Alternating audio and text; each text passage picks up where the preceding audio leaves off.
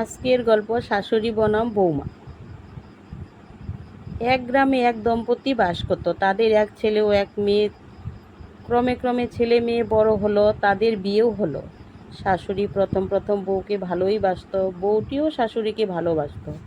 কিন্তু যত দিন যেতে লাগলো, শাশুড়ি বউয়ের সম্পর্ক তত খারাপ হতে লাগলো। বউটি এসে প্রথমে সব কাজ করত, কিন্তু বউয়ের কাজ শাশুড়ির পছন্দ হতো না। সে বলতো, আমি কষ্ট করে সংসার গড়েছি।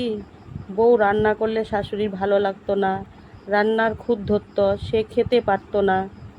আস্তে আস্তে বউটি নিজেকে গুটিয়ে নিয়েছে। বউটি খুব চাপা স্বভাবে, তাই সে মুখ ফুটে কিছু বলেও না। শাশুড়ি সংসারের দায়িত্ব ছাড়তে রাজি নয়, কাজেই বউটিও কিছু করতে পারে না। আর লোকের কাছে বলে বউ কাজ করে না।